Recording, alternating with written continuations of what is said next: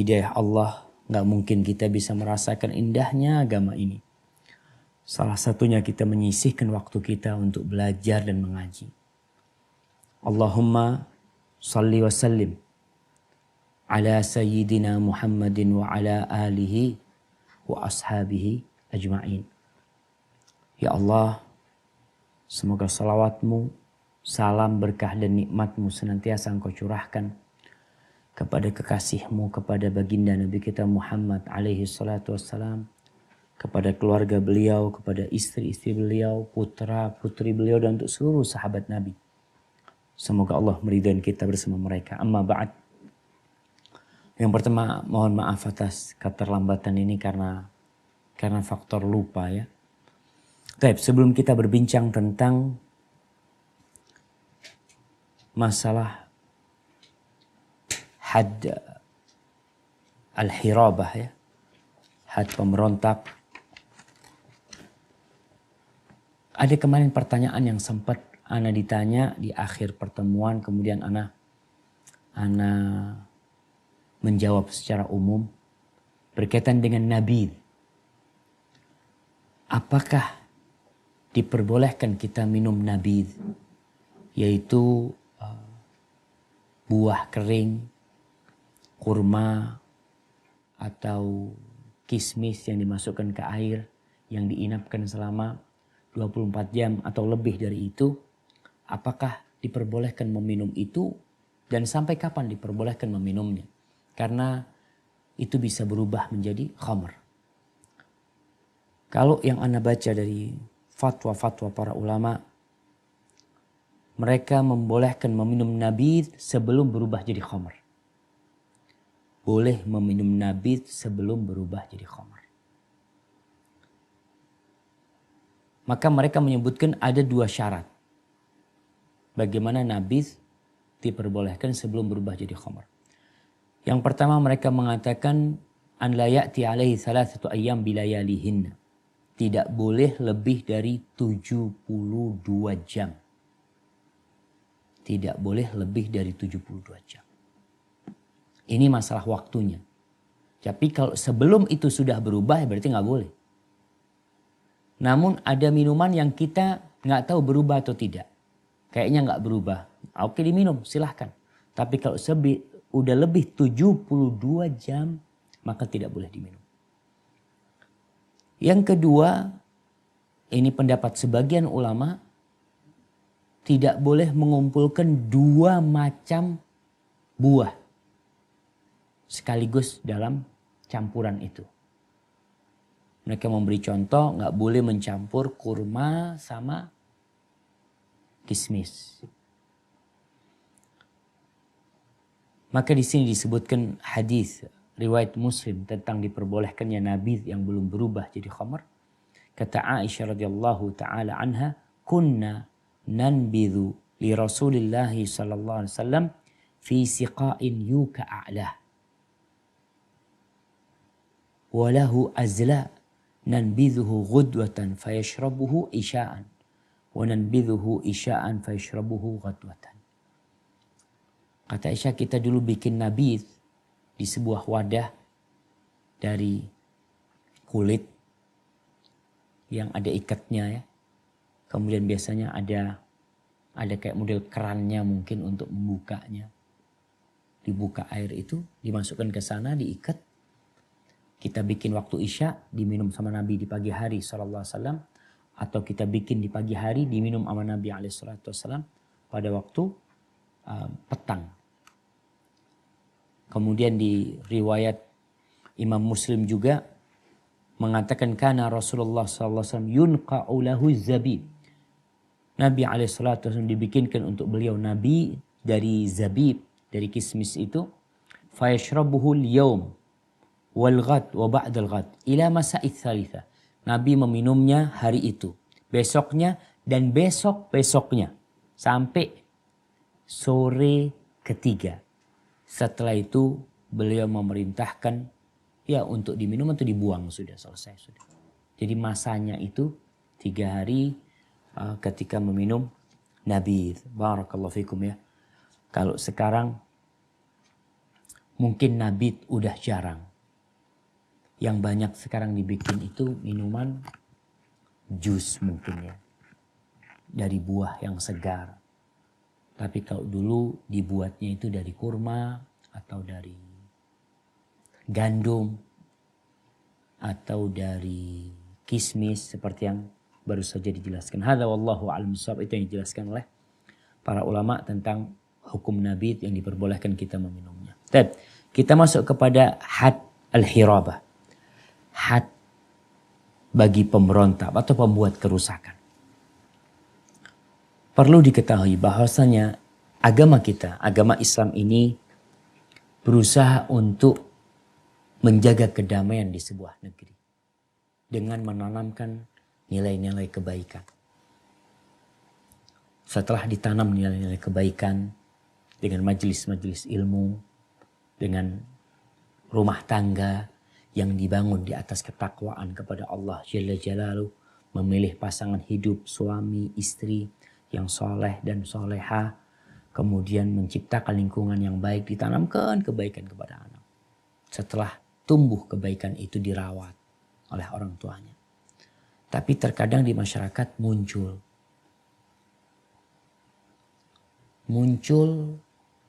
penyakit. Tumbuhan yang sudah kita tumbuhkan rusak. Apa yang harus kita lakukan?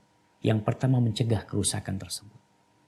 Hukum had, hukum-hukum pidana yang telah ditetapkan oleh Allah Jalla Jalaluh sejatinya untuk menjaga supaya tumbuhan ini tidak rusak.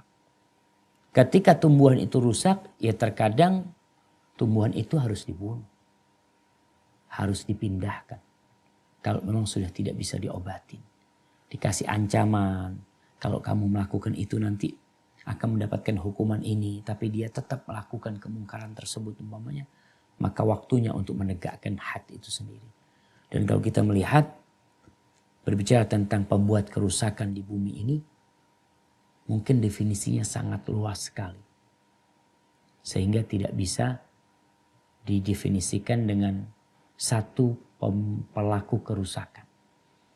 Pengedar narkoba, mereka disebut pembuat kerusakan. Pembuat minuman oplosan umpamanya yang kemarin sampai mematikan 45 orang, dia pembuat kerusakan. Kemudian pemerkosa, pembuat kerusakan, perampok, macam-macam. Yang mereka bukan mencuri. Maka bisa jadi seorang koruptor itu masuk bab mana, bisa jadi masuk perusakan karena dia seorang yang dikasih jabatan, kasih pemimpin, dikasih apa? Pimpinan. Kemudian dia melakukan kerusakan di bumi ini yang kalau didengar merugikan negara sekian ratus miliar, kadang-kala berapa triliun, maka mereka pun bisa dimasukkan di sini sehingga hukumnya tergantung pemerintah nantinya. Tidak ada yang ada pilihan dari Allah Jalla. Nah, silakan dibaca. Al-Wajib Ensiklopedia Fikih Islam dalam Al-Quran dan As-Sunnah As-Sahihah karya Abdul Azim bin Badawi Al-Khalafi. Bab hukum had bagi pemberontak atau pembuat kerusakan. Atau pemberontak. Sekelompok orang Muslim yang bergerak untuk mengadakan kekacauan dari Islam, negara Islam, untuk memuntahkan darah, penjara. Afan, suaranya kecil ya. Penguasaan penutupan ancaman dan itu dimaksud untuk menentukan akhlak, peraturan dan undang-undang yang berlaku. Taib, afwan barakallahu fik. Ana melihat di buku ini ada yang kurang. Memang ana semalam baca itu setelah khomer, Syekh itu membahas tentang haddus sariqah. Tentang hukuman had buat pencuri. Apa kita sudah membahasnya? Belum, berarti kurang satu pembahasan ini. Subhanallah. Kita lihat ini terjemahannya kurang. Coba dilihat, apa ada di halaman lainnya?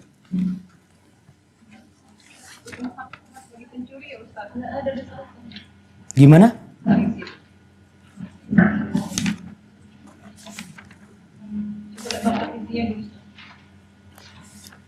Enggak, Anda takut mungkin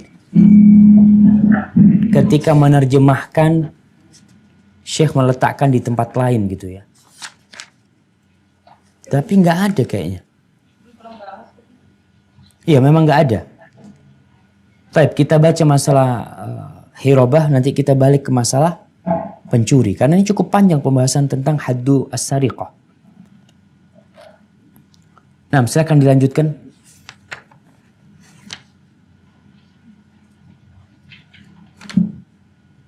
Dua, hukum harobah. Harobah termasuk sebesar-besar tindakan, kejahatan, atau pidana. Oleh sebab itu, hukumnya termasuk sebesar-besar hukuman. Nah, kalau kita lihat di sini terjemahan al-hirabah, disebutkan bahwasanya munculnya khuruj ta'ifah muslimah fi daril Islam. Ini salah satu makna hirabah adalah munculnya sekelompok orang muslim yang bergerak untuk mengadakan kekacauan di negeri Islam, untuk membuat kondisi tidak stabil di negeri tersebut. Wasalbul amwal, ngambil harta, kemudian menumpahkan darah, merusak kehormatan, memusnahkan tanaman dan tumbuhan yang ada. Makanya disebut hewan ternak dibantai sama mereka. Ini disebut sebagai hirabah. Dan melakukan kerusakan sebagian darinya pun dimasukkan kepada hirabah. Sebagai seorang pemerkosa, dia itu tidak dihukum sebagai pezina, bukan. Karena dia memperkosa. Maka kita akan baca ayatnya sebentar lagi sehingga kita tahu apa makna hirabah dalam ayat ini. Dan disebutkan bahwasanya al-harabah atau hirabah ini termasuk tindakan kejahatan yang sangat besar. Karena membuat kerusakan di muka bumi. Allah Jalla Jalaluhu ketika menciptakan manusia, apa kata Allah? Inni ja'ilun fil ardi khalifah. Aku akan menjadikan di bumi seorang khalifah. Di sini muncul pertanyaan malaikat. Ini ada kaitannya dengan perusakan. Malaikat bertanya, ataj'alu fiha man yufsidu fiha wa yasfikud dima wa nahnu nusabbihu bihamdika wa nuqaddisalak wa nuqaddisulak.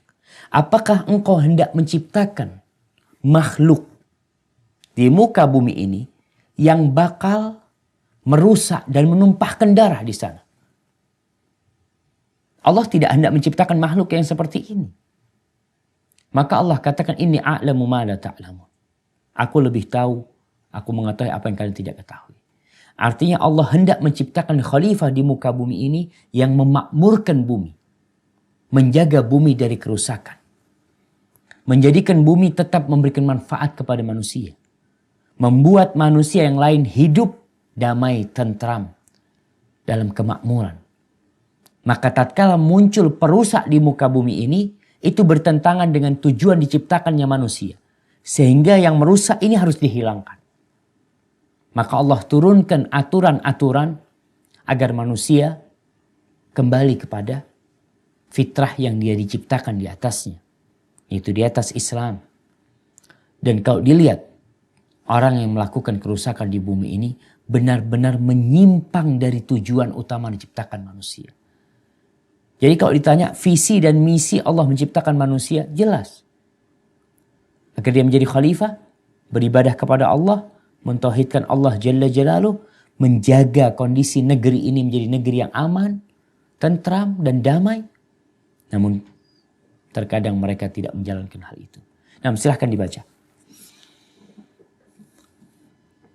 Innama jazaa'ul ladzina yuharibuna Allah wa rasulahu wa yas'auna fil ardi fasadan an yuqattalu aw yusallabu aw tuqatta'a aydihim wa arjuluhum min khilafin aw yunfaw minal ardh. Dzalika lahum khizyun fid dunya wa lahum fil akhirati 'adzabun 'adzim. Al-Maidah ayat 33. Sesungguhnya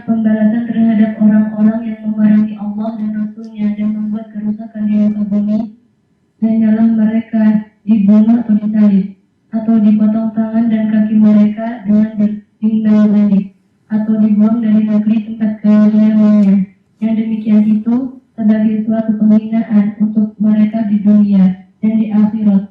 Mereka memperoleh siksaan yang besar. Quran surat Al-Maidah ayat 33. Barakallahu fikum. Na'am. Nih. Di surat Al-Maidah ayat 33 Allah menyebutkan tentang had al-hirabah. Jadi kalau lihat para ulama lebih sering menyebutkan hirabah dengan kasrah bukan dengan fathah. Mereka mengatakan bahwasanya syarat hirabah ini artinya orang itu mendapatkan hukuman yang disebutkan dalam ayat ini. Orang itu adalah orang yang mukallaf, dia membawa senjata di tempat yang mungkin jauh dari perkotaan ya. Seperti kalau kita lihat pemberontak-pemberontak mungkin yang di dalam hutan. Yang terkadang mereka berusaha untuk membuat kerusakan, meneror manusia. Maka yang seperti ini disebut hirabah dan hukumannya sesuai dengan yang ada dalam ayat ini. Allah menyebutkan beberapa hukuman. Yang pertama, hukumannya adalah ayyuqattalu. Mereka dibunuh. Au yusallabu. Atau disalib.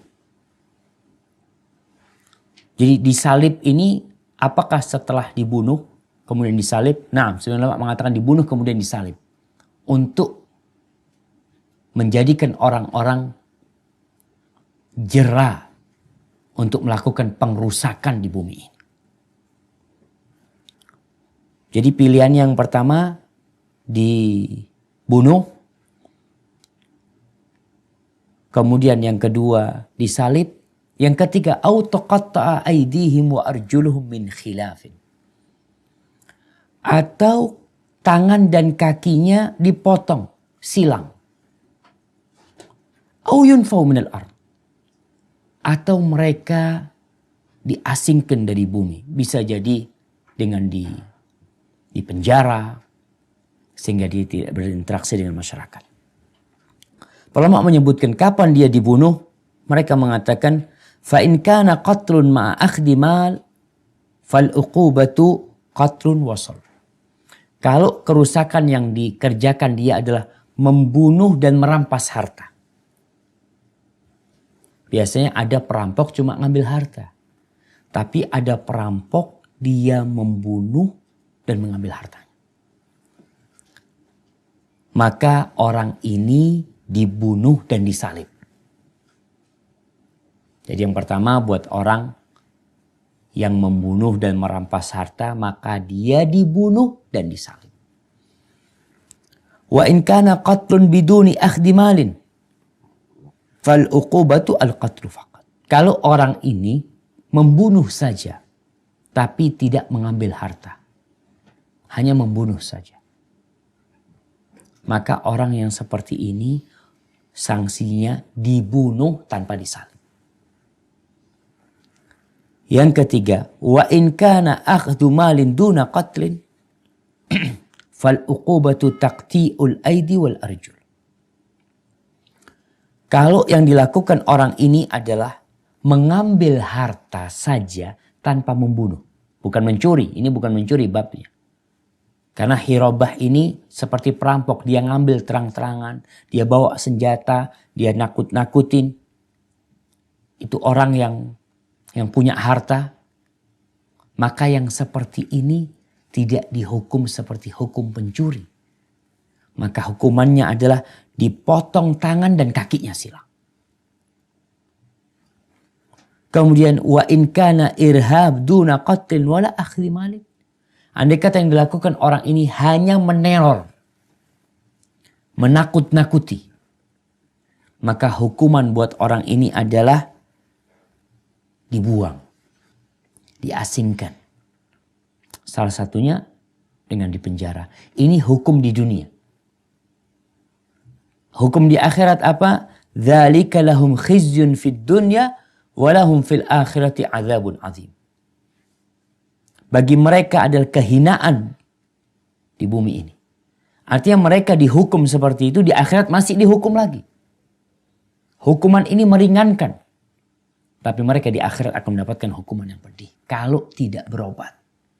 Kalau tidak bertobat, afwan. Kalau tidak bertobat. Karena sejatinya had itu untuk menghapuskan dosa. Tapi ada orang yang dikasih had seperti ini. Yang melakukan kerusakan. Di akhirat akan ada azab yang azim. Azab yang besar buat dia.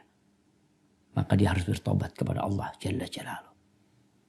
Dan kalau kita melihat sanksi yang Allah berikan, sanksi ini benar-benar memberikan efek jera. Sesuai. Islam tidak, kadang-kala orang menganggap Islam itu agama barbar. Agama yang bengis. Agama yang tidak tahu peri kemanusiaan. Lah. Yang menurunkan Al-Quran ini Allah Rabbul Alamin. Dan kita lihat di surat Al-Ma'idah ayat 33 benar-benar dijelaskan hukuman sesuai dengan perbuatan. Tidak menzalimi. Kalau orang ini membunuh dan merampas harta, maka dibunuh dan disalib. Bisa dibayangin, disalibnya di mana? Biasanya disalibnya itu di pintu masuk kota. Dulu kota-kota itu kan kecil memang. Orang-orang itu kumpul di kota. Kalau di kampung-kampung mereka mungkin pisah-pisah rumahnya. Tapi di pintu masuk kota itu disalib. Biasanya 3 hari mereka disalib. Sebelum membusuk, ya kemudian mereka dikubur. Apakah akan ada orang yang merampok? Kalaupun ada, jumlah mereka akan berkurang banyak. Karena masyarakat melihat tujuan hukuman ini 2. Sebagai balasan buat perbuatan dia, sebagai pelajaran buat umat manusia. Karena ada hukuman yang hanya sebagai pelaku, tapi tidak membuat orang lain jera. Harapan kita cukup fulan yang mengerjakan. Jangan sampai ada orang kedua, orang ketiga, orang keempat. Kalau kita lihat berkaitan dengan kerusakan yang terjadi di negeri kita umpamanya. Begal. Begal ini bisa masuk kerusakan karena dia bawa senjata, nakut-nakutin orang, merampas, bahkan ada yang sampai membunuh. Tinggal dilihat dia. Maka kalau begal, makanya lihat kepolisian kadang-kala mereka ya udah ditembak sama polisi. Ya dia mau lari atau apa, ditembak di lututnya. Supaya dia jera. Dianya yang jera. Tapi yang lain gak jera. Dan terkadang dia pun yang mendapatkan hukuman itu tidak jera. Ini permasalahan. Artinya buat teman-teman yang ada di pemerintahan, hendaklah mereka membuka lagi surat Al-Ma'idah ayat 33. Buat mereka yang memegang kebijakan. Buat mereka yang berada di kepolisian, kehakiman dimanapun. Hendaklah coba dirujuk lagi nih Al-Ma'idah 33. Dan dilihat apa pengaruhnya ketika ini diterapkan. Karena kita tahu Islam itu diutus sebagai kasih sayang buat alam semesta ini. Bukan untuk membuat kerusakan. Untuk mengembalikan manusia kepada fitrahnya. Khalifah di muka bumi. Taib. Kemudian di sini disebutkan sebuah hadis sebagai bentuk aplikasi Nabi SAW untuk ayat Al-Ma'idah yang tadi disebutkan. Silakan dibaca hadisnya.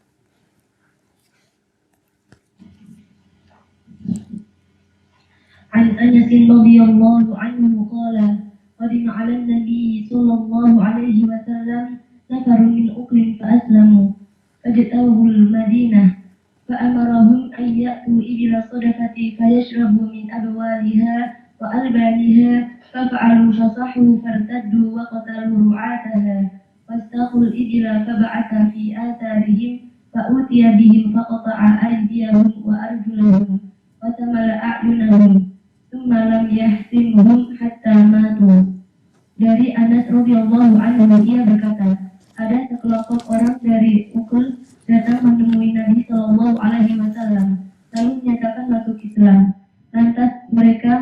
tidak kerasan tinggal di Madinah karena sakit panas. Kemudian beliau menyuruh mereka agar mendatangi kawanan unta dari hasil zakat, agar mereka minum susu unta dicampur dengan kencingnya. Setelah mereka melaksanakan perintah tersebut, mereka menjadi sehat. Lantas mereka kembali murtad dan membunuh para penggembala unta serta menjarah seluruh untanya. Kemudian beliau mengutus pasukan untuk mengejar mereka. Setelah mereka ditangkap, lalu dibawa ke hadapan beliau. Lantas beliau memotong-motong tangan mereka, kaki mereka, dan mencukil mata mereka. Kemudian beliau tidak membunuh mereka hingga mereka mati sendiri. Muttafaqun alaihi. Akbar. Nih, bagaimana yang terjadi di masa Nabi alaihissalatu wassalam. Orang-orang datang masuk Islam, dihargai oleh Nabi alaihissalatu wassalam. Mereka gak betah di dalam kota Madinah. Mereka merasa tidak nyaman karena demam mereka. Maka mereka diperintahkan oleh Nabi SAW untuk tinggal di daerah onta-onta sodakoh, onta-onta zakat. Zakatnya onta, di sana dijaga, dirawat itu onta. Kemudian mereka supaya di sana ya pulih kesehatan mereka dengan minum kencingnya onta. Ini hadis tentang kencingnya onta. Dengan minum susunya onta. Mereka sampai sana, minum kencing onta, minum susu onta. Jadi sehat mereka, fit kembali tubuh mereka, lalu mereka murtad. Ini pertanda bahwasanya memang ada orang-orang yang pura-pura masuk Islam. Tapi kita sebagai muslim menerima orang yang masuk Islam itu, menerima zahirnya. Urusan hatinya itu Allah yang tahu. Maka tatkala ada orang mengatakan, ya dia menyatakan keislaman dia, kita terima. Apabila setelah itu muncul tindakan yang menunjukkan kalau dia pura-pura, seperti yang terjadi di masa Nabi SAW disebutkan akhirnya mereka murtad. Buktinya apa? Mereka bunuh tuh pengembala-pengembala onta sodakoh. Lalu onta-onta sodakoh milik umat. Bukan milik satu orang, onta sodakoh itu milik negara. Diambil sama mereka, dibawa. Ini membuat kerusakan untuk sebuah negeri. Dibawa tuh. Lalu Nabi SAW mengutus para sahabatnya untuk mengejar mereka. Dan mereka tertangkap. Maka apa yang dilakukan? Dipotong tangan dan kaki mereka. Kemudian mata mereka dicongkel. Karena mereka telah melakukan itu kepada pengembala-pengembala Rasulullah SAW. Kemudian setelah itu mereka tidak dibunuh. Mereka dilepaskan di sana. Sehingga mereka mati kehausan. Ini hukuman yang sangat berat untuk kelakuan yang berat pula. Sesuai dengan yang mereka lakukan kepada pengembala-pengembala Nabi SAW.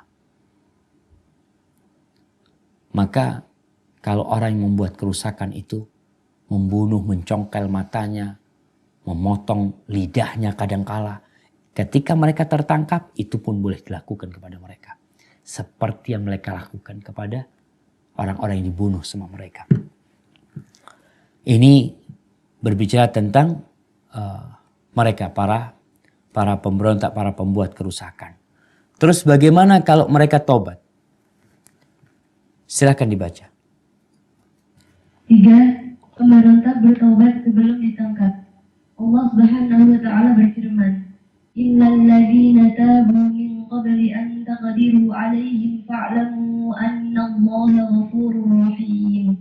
Kecuali orang-orang yang bertobat di antara mereka sebelum kamu menguasai menangkap mereka, maka ketahuilah bahwasanya Allah Maha Pengampun lagi Maha Penyayang. Quran Surat Al-Maidah ayat 34. Ini lanjutan dari ayat ke-64 yang tadi, ayat ke-33 yang dibaca di surah Al-Ma'idah tadi. Bahwasanya hukuman itu buat mereka yang belum bertobat. Apabila mereka bertobat sebelum tertangkap, artinya mereka menyerahkan diri sebelum mereka tertangkap, maka Allah katakan, fa'lamu annallaha ghafur rahim. Ketahuilah bahwa Allah itu Maha Pengampun lagi Maha Penyayang. Asy-Syaikh As-Sa'di ketika menafsirkan ayat ini, beliau memberikan ulasan yang sangat indah. Apakah orang yang membunuh itu ketika menyerahkan dirinya, dia tidak dibunuh? Karena dia sudah menyerahkan dirinya. Maka beliau mengatakan, fayaskut anhu ma kana lillah.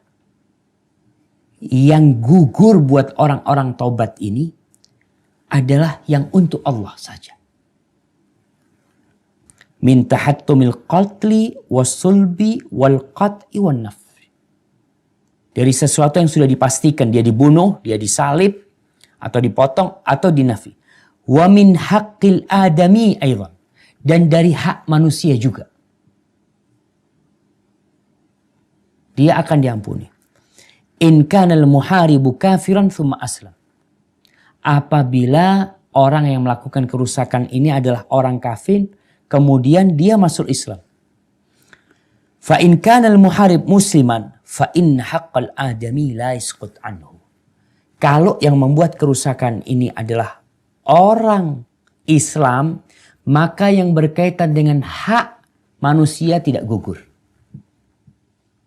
Artinya kalau dia membunuh, maka dia akan dimintain tanggung jawab atas pembunuhannya. Kalau keluarganya minta kisos, maka dia akan dikisos.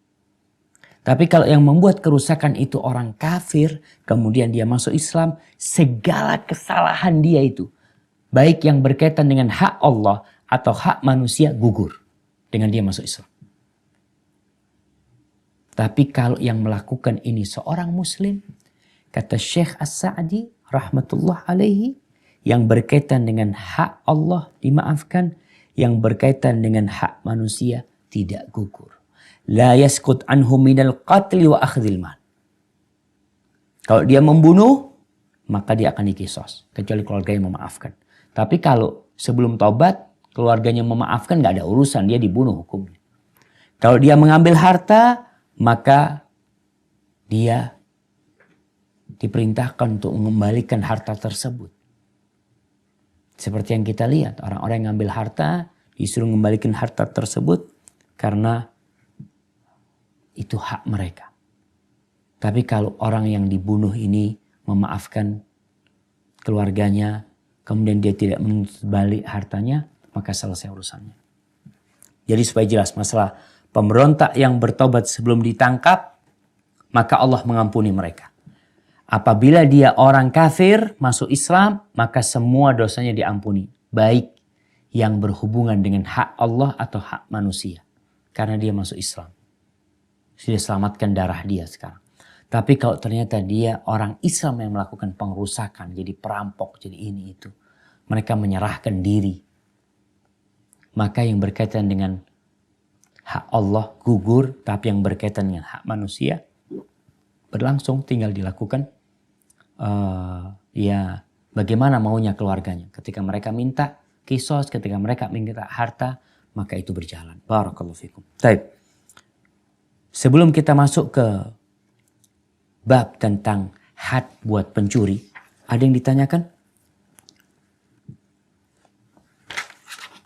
Berkaitan dengan ini.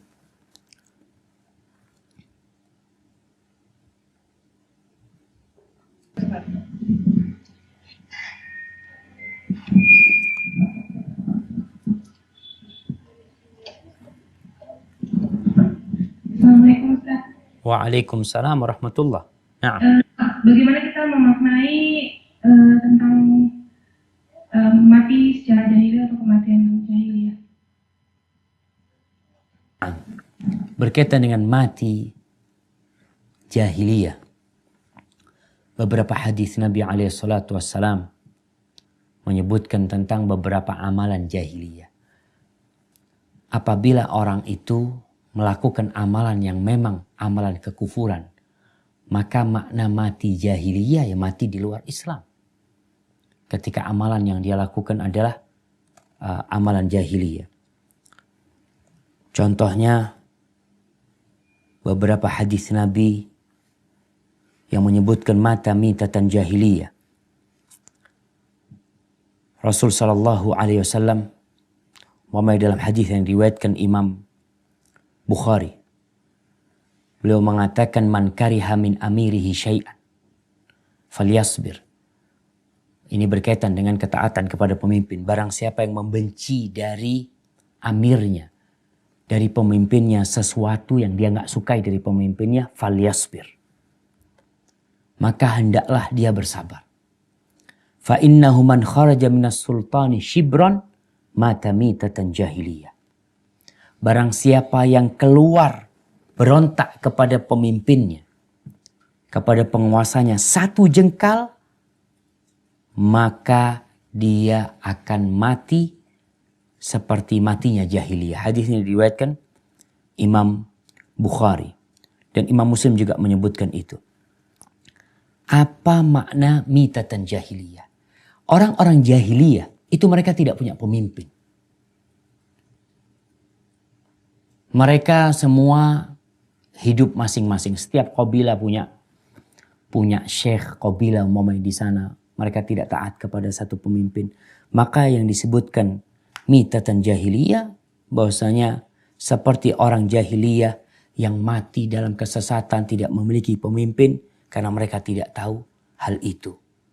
Jadi bukan maksudnya dia mati kafir. Kecuali amalan dia memang amalan kekufuran. Kita tahu bahwasanya seorang yang melakukan dosa besar itu tidak keluar dari Islam. Tapi kalau yang dilakukan adalah amalan kekufuran, maka dia matinya mati kafir. Maka perlu ditegaskan masalah mitatan jahiliyah ini. Dalam kondisi apa dia disebut mitatan jahiliyah. Kalau kelakuannya adalah dosa besar yang tidak mengeluarkan dia dari Islam, maka Nabi SAW menggambarkan bahwasanya dia mati dalam kondisi buruk, dalam kesesatan. Tapi tidak sampai tingkatan kafir. Barakallahu fikum. Na'am.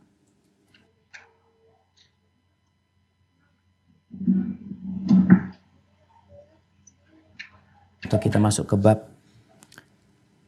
masalah hadus sariqah. Had buat orang yang mencuri.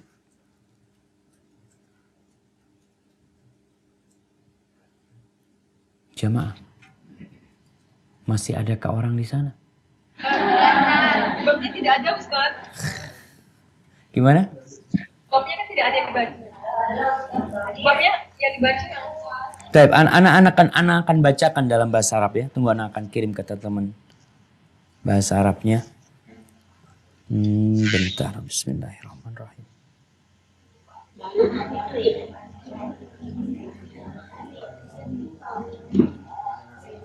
Kenapa?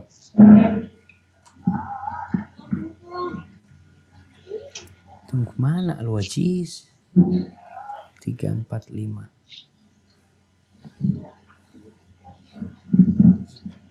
3, 5, 6, 7, 4.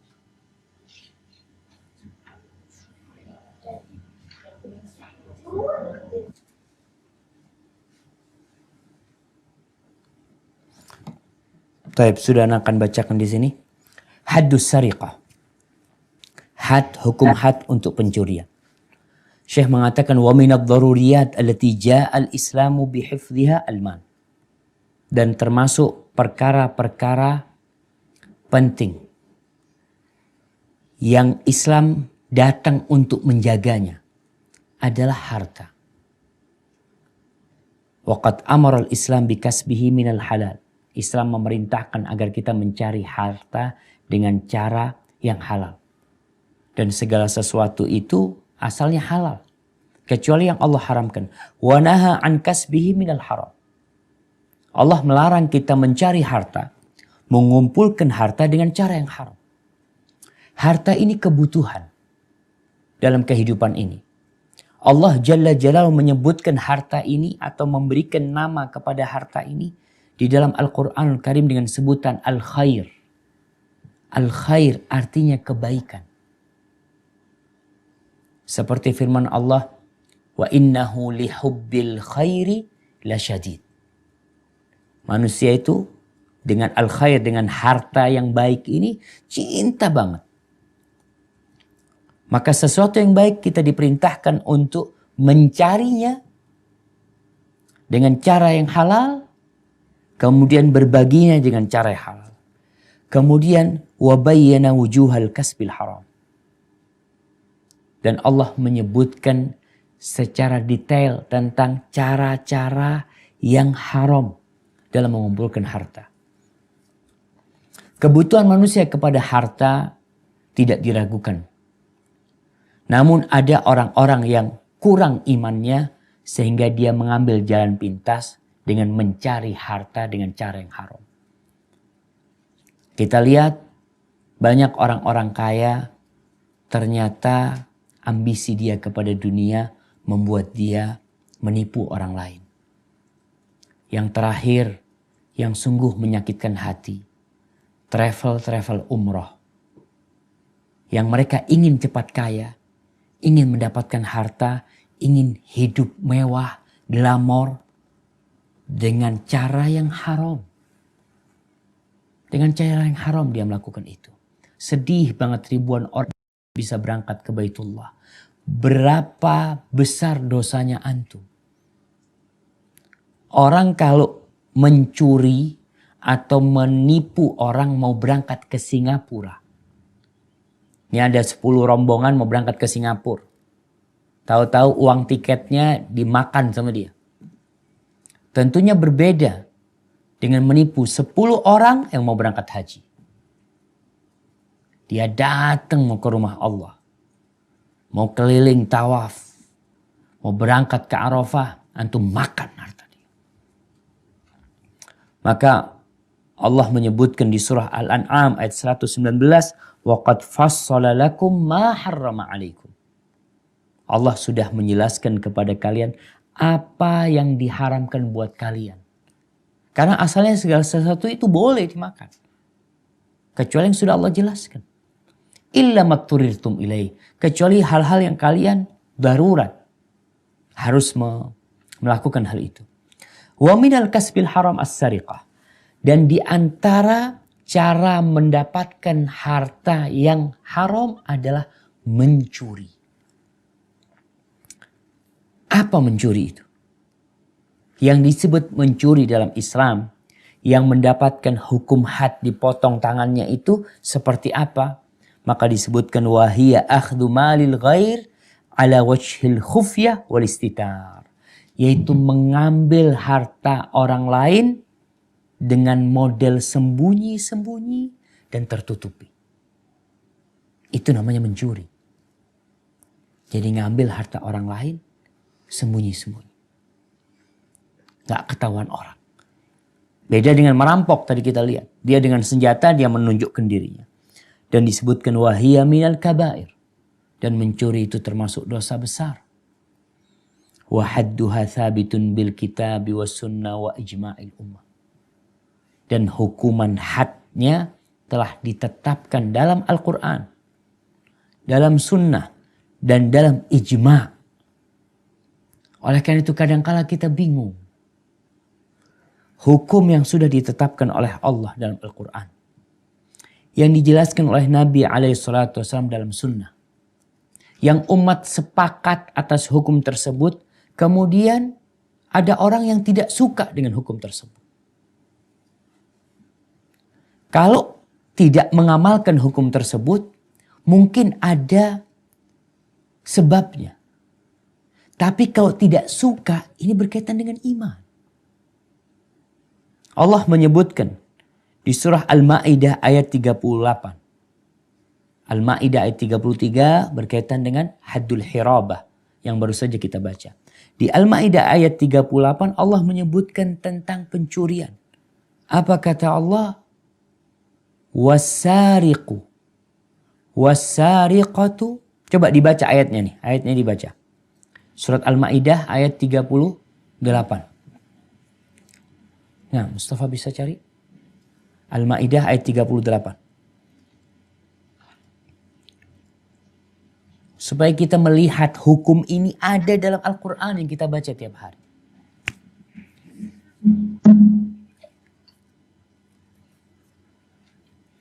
والسارق والسارقة فقطعوا أيديهما جزاء بما كسبا من الله والله عزيز حكيم.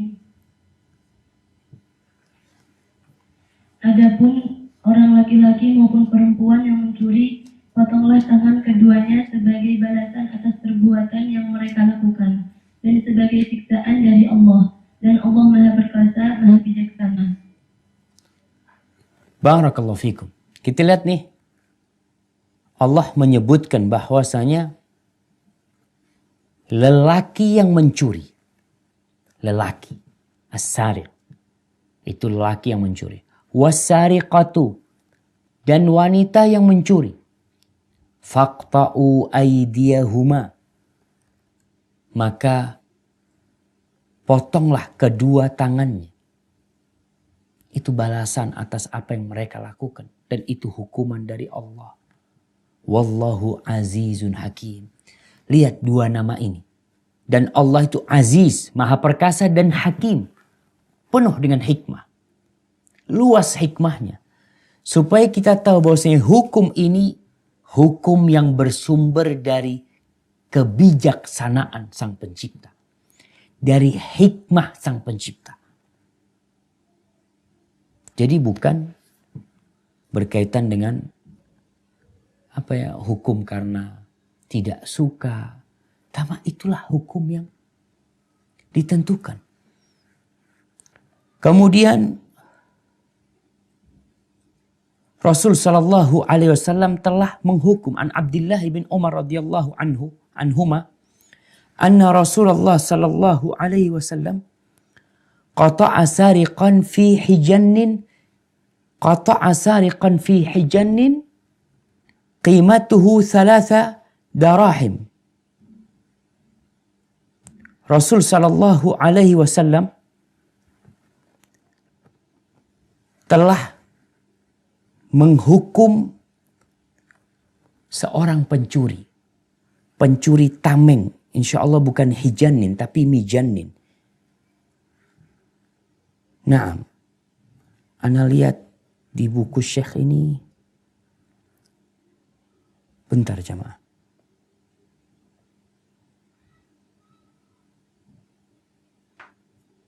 Nah, disebutkan di buku ini hijanin tapi yang sahih hadisnya itu mijanin.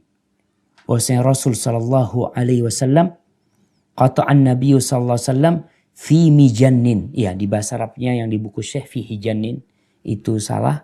Yang benar adalah mijanin yang artinya adalah baju besi atau tameng yang digunakan oleh orang untuk berperang yang harganya cuma 3 dirham.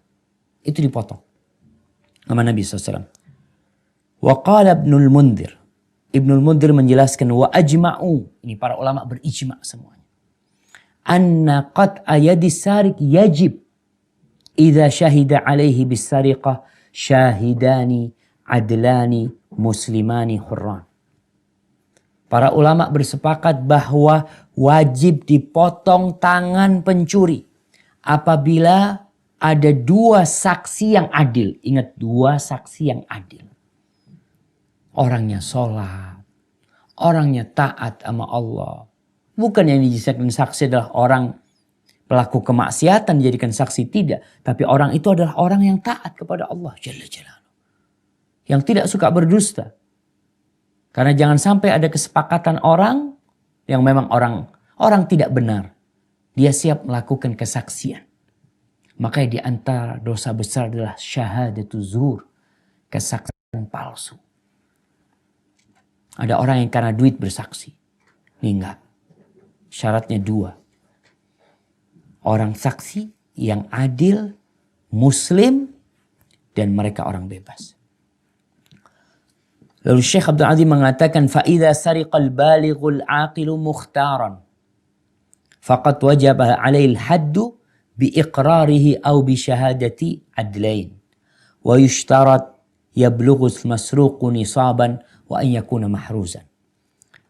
Disebutkan bahwasanya apabila seorang mencuri, dia sudah baligh dan dia berakal dan dia bukan terpaksa, maka wajib ditegakkan had kepada dia.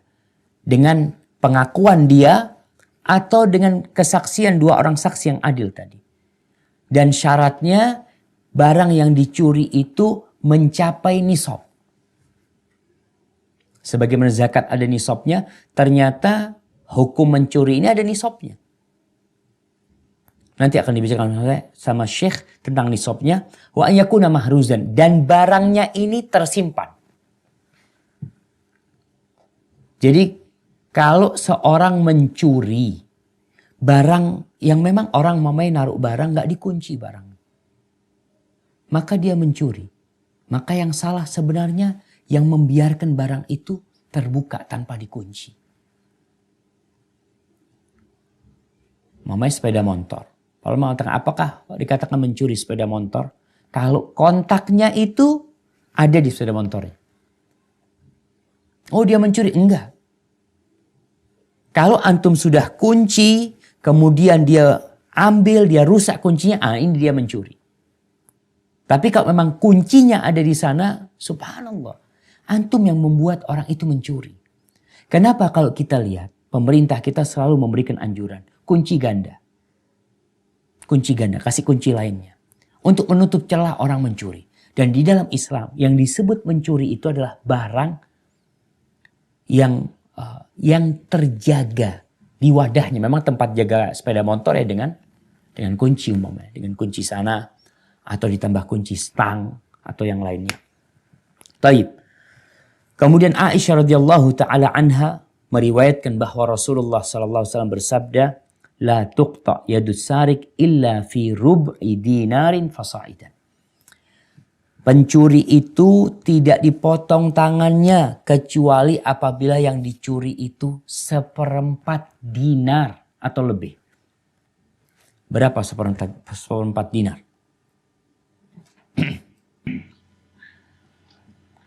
1/4 dinar itu berapa?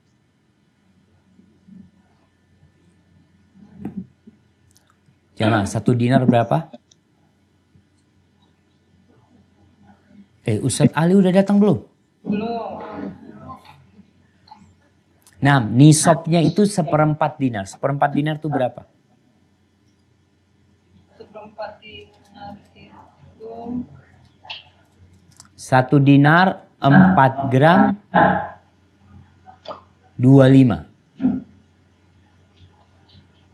Berarti kalau 1/4 dinar itu 1 gram,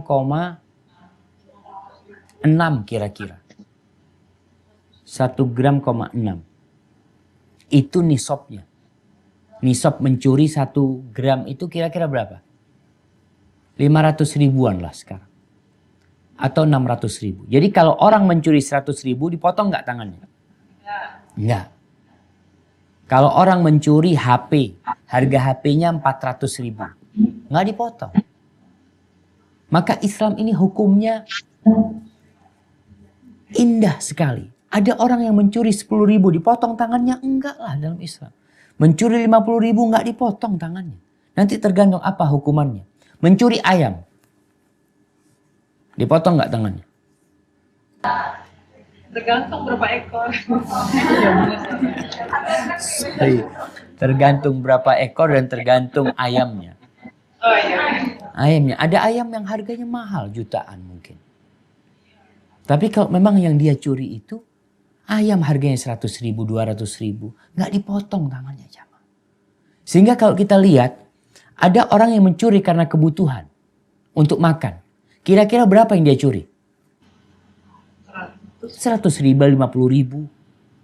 Mungkin dia mencuri memang hanya untuk makan. Maka kalau kita lihat subhanallah, subhanallah Islam ini. Detail banget dan rahmat. Sekali lagi rahmat.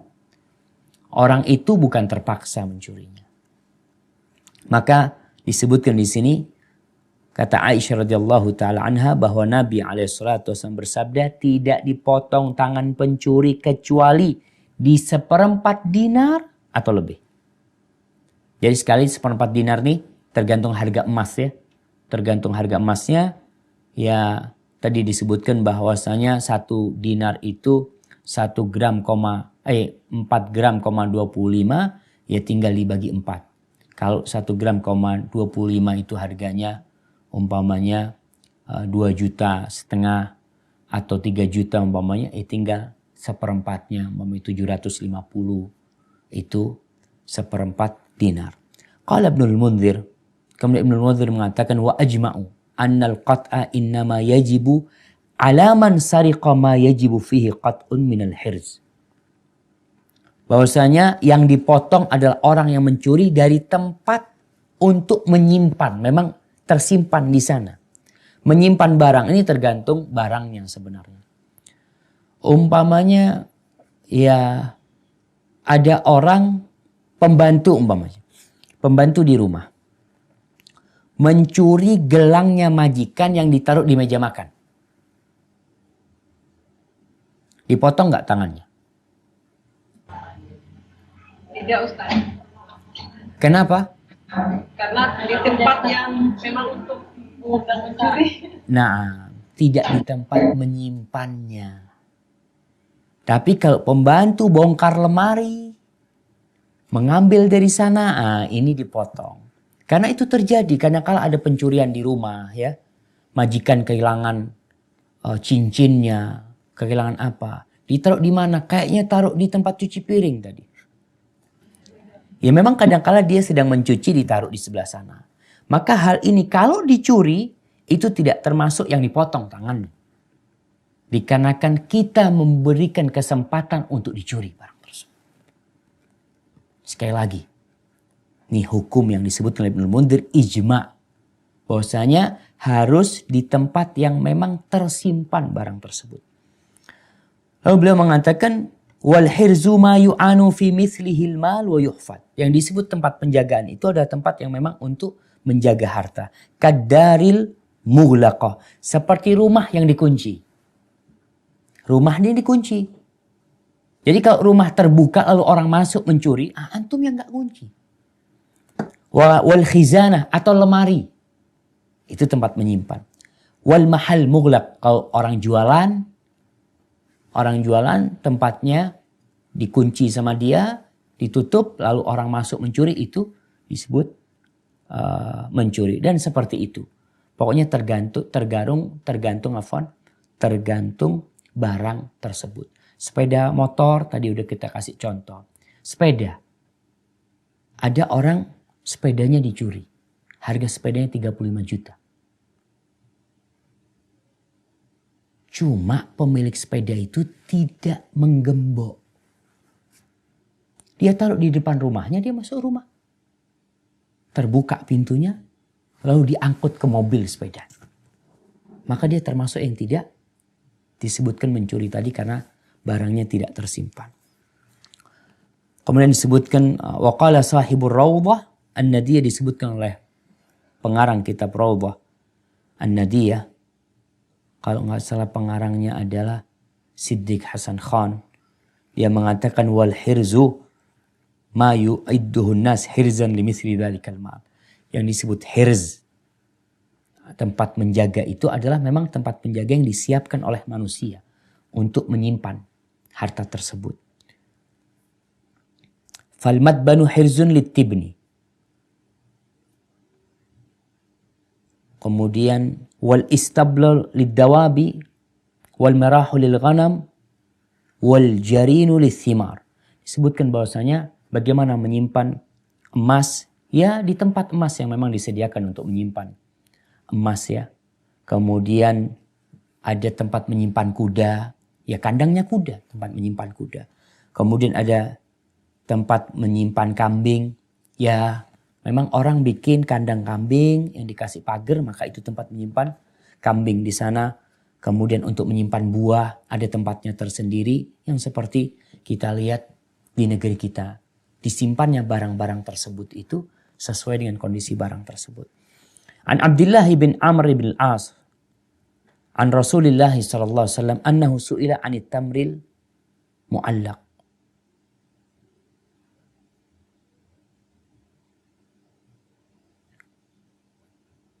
Abdullah bin Amr bin As bertanya kepada Rasulullah SAW. Ini Nabi ditanya tentang kurma yang bergantung. Kurma yang masih menggantung. Faqala minna asaba baghyatan min dhi haja ghaira muttakhidhi. Tunggu, ini hadisnya, tulisannya nggak benar jamaah. Di bahasa Arabnya ini. Ana buka di kitab hadisnya.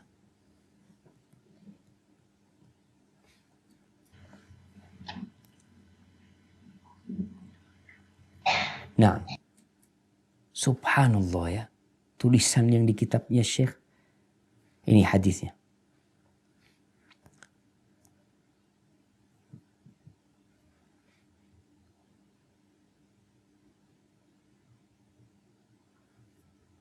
Iya, su'ila Nabi SAW ditanya tentang at-tamr al-mu'allaq. Buah yang bergantung. Taib, Syekh mengatakan tamar. Mungkin bisa jadi buah, mungkin bisa jadi kurma. Di hadis ini.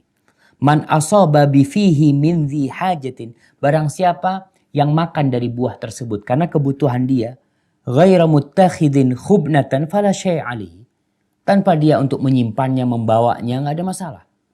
Jadi orang makan buah yang bergantung ya. Kadang kala lihat di kebunnya orang ada buah. Dia makan. Dia perlu sama buah itu. Dia lapar. Tanpa dia mau bersenang-senang dengan buah tersebut. Tapi dia memakannya karena dia lapar. Apakah dipotong tangannya? Orang ini. Tadi kita tahu bahwasanya ada nisabnya. Yaitu 1/4 dinar. Nabi SAW mengatakan kalau dia makan. وَمَا خَرَجَ بِشَيْءٍ مِنْهُ فَلَا شَيْءَ عَلَيْهِ فَلَا شَيْءَ عَلَيْهِ. Kalau dia makan di tempat itu karena dia lapar. Maka dia tidak apa-apa. Tidak ada hukuman buat dia. Waman kharaja bi syai'in minhu fa alaihi gharamatu mislih. Kalau dia makan di sana lalu dia bawa buahnya keluar, maka dia didenda. Ya kalau dia ketangkap tentunya dia akan mendapatkan denda 2 kali lipat. Artinya harga buahnya itu mamanya 1 kilonya 50.000. Dia bawa 1 kilo maka dia bayar 2 kali lipat. Dia bayar 100.000. Wal uqubah. Dan selain dia menggantikan, dia mendapatkan sanksi. Waman sariqa minhu syai'an ba'da an yu'yahul jarin fa balagha thamanal mijanni fa alaihil qat'u. Tapi kalau dia ngambil buah itu yang sudah disimpan. Buah itu sudah diturunin. Udah diturunin buahnya, kemudian disimpan di tempat penyimpanan buah sampai kepada nisabnya fa alaihil qat'u. Maka dia wajib dipotong tangannya. Wa man saraqa duna dzalika fa alaihi gharamatu mislaihi wal uqubah. Kalau dia itu mencuri di bawah nisab, maka dia wajib menggantikan double.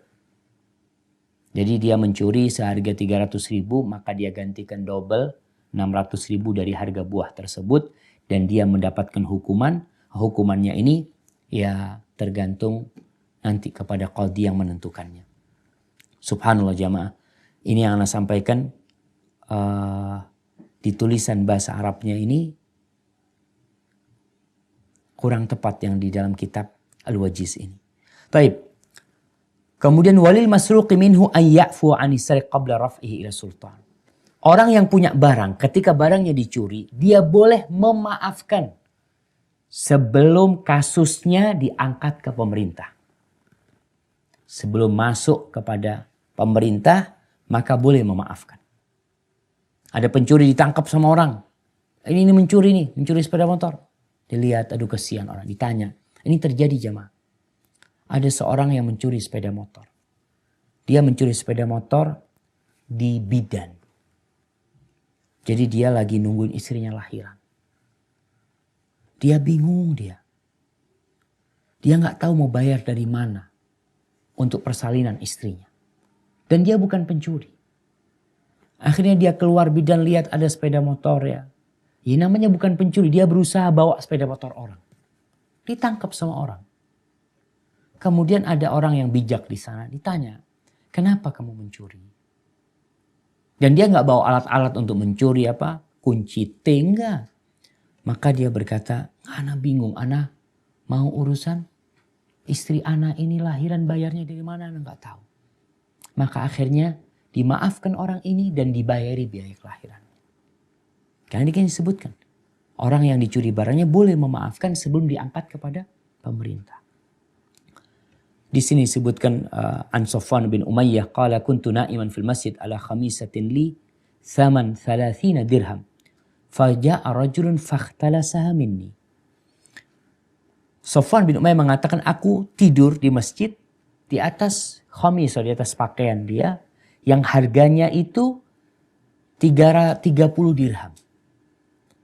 Lalu datang seorang ngambil dari aku.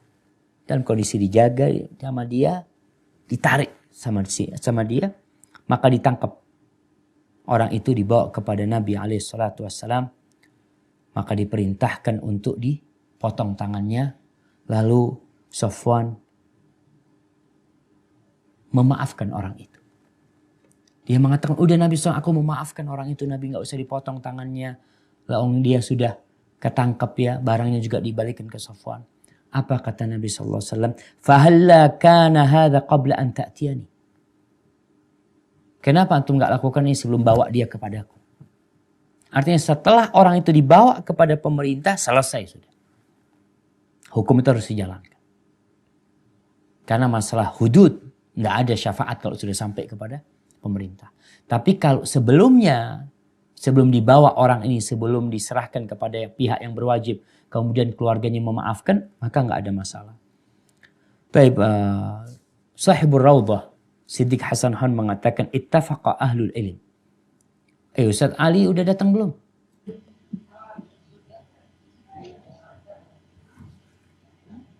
Jamaah? Udah datang? Baru Ustaz. Oh ya udah datang Ustaz Ali. Nanti kita lanjutkan insya Allah. Tanya jawab Ustaz. Tanya jawab. Sebentar Ustaz. Kan ada Ustaz Ali yang jawab nanti. 15 menit insya Allah. Naam, fadhal. Assalamualaikum Ustaz. Waalaikumsalam warahmatullahi wabarakatuh. Ustaz, kalau koruptor itu berarti dia termasuk yang mencuri secara sembunyi-sembunyi ya Ustaz ya? Berarti apakah kena hukum had juga? Kalau apa? Koruptor kan mencuri secara sembunyi-sembunyi Ustaz. Terus Nah. Kalau pencurian ketangkap Ustaz, ketangkap tangan, padahal kita kan rumah udah dikunci, rapat segala macam, niat mencuri, tapi dia belum bawa barang kita keluar keburu ketahuan, apakah dia kena juga? Terus satu lagi, bagian yang dipotong itu seperti apa ya Ustaz? Siap, barakallahu fiik. Nah, jadi koruptor ini masuk pencuri tidak? Sebenarnya kalau dilihat, korupsi ini kan tidak harus mencuri. Macam-macam modelnya. Ada yang kasusnya itu suap. Ada yang kasusnya anggarannya 2 juta dia tulis 10 juta. Macam-macam lah kalau kita lihat kasus korupsi ini. Maka lebih dekat mungkin kepada membuat kerusakan di bumi ini. Maka hukumnya nanti ya diserahkan kepada pemerintah. Mungkin hukumnya ta'zir yang dia berikan. Dilihat sebesar apa yang dilakukan tapi tidak masuk pencurian yang seperti yang kita sebutkan tadi. Karena memang dia tidak mencuri dari satu tempat, enggak. Jadi dia menipu lah sebenarnya yang dilakukan oleh koruptor ini. Membuat laporan tidak sesuai dengan uang yang diminta, ya, yang menyebabkan kerugian negara sekian-sekian. Jadi lebih kepada membuat kerusakan di bumi, ya hukumnya nanti dilihat diserahkan kepada mahkamah. Dilihat sebesar apa kesalahan yang dia lakukan. Mungkin bisa jadi dia dibunuh, bisa jadi. Bisa jadi dia hanya dipenjara bertahun-tahun, bisa jadi dia ambil hartanya semuanya. Tergantung hukum dan vonis yang diberikan kepada dia. Adapun berkaitan dengan orang yang mencuri yang di dalam rumah, dia belum keluar rumah. Apabila dia belum mengambil barang tersebut, barang tersebut, berarti dia baru mau mencuri ketangkep. Jadi dia belum mencuri. Tapi kalau dia di dalam rumah, dia sudah buka lemari, dia ambil dari lemari, berarti sudah dia bawa nih barangnya. Kemudian dia ketangkep. Belum keluar rumah tapi dia sudah mengeluarkan barang tersebut dari tempat penyimpanannya, maka dia mencuri. Adapun bagaimana atau apa yang dipotong? Ini sebenarnya yang mau dibaca, yang disebutkan oleh Sahibur Raudhah ya, Siddiq Hasan mengatakan, para ulama sepakat apabila seorang mencuri pertama kali dia mencuri yang sampai kepada nisabnya yang sesuai dengan syaratnya tadi, maka yang dipotong tangan kanannya di pergelangan tangannya, pergelangannya yang dipotong. Tsumma idza saraqa tsaniyan, kalau dia mencuri yang kedua kali, yang dipotong itu kaki kirinya, dari mata kakinya yang dipotong di sana. Kemudian terjadi khilaf di antara para ulama. Kalau dia mencuri yang ketiga, tangannya udah dipotong yang kanan, kaki kirinya udah dipotong, maka kebanyakan ulama berpendapat bahwa dipotong lagi tangan kirinya. Kemudian waqad sahha an Abi Bakar wa Umar disebutkan di sini bahwasanya telah ada riwayat sahih sampai kepada Abu Bakar dan Umar. Tsumma idza saraqa aidan tuqta rijlahul yumna, kalau dia mencuri yang keempat maka dipotong kakinya yang kanan. Jadi ujung-ujungnya yang dihilangi. Tsumma idza saraqa aidan, mungkinkah masih mencuri? Mungkin jemaah. Wallahu a'lam disebutkan kalau dia mencuri lagi maka dia dita'zir, hukumnya diserahkan kepada pemerintah, diapakan, mau didera atau dipenjara sesuai dengan ketentuan yang ada. Hadza wallahu a'lam bishawab. Itu yang ana lihat, yang bisa ana sampaikan. Kalau mungkin ada yang kurang tepat bisa ditanyakan kepada Syekh Al-Karim Ustaz Ali Ahmad hafizahullahu taala. Ana mohon maaf Ustaz sudah ngambil waktunya antum sedikit nih. Afwan banget, mudah-mudahan Allah memberikan kekuatan kepada Ustaz Ali Ahmad, kesehatan, berkah di ilmunya, dan terus memberikan manfaat kepada umat. Subhanakallahumma wa bihamdika asyhadu an la ilaha illa anta astaghfiruka wa atubu ilaik. Wassalamualaikum warahmatullahi wabarakatuh. Waalaikumsalam warahmatullahi wabarakatuh.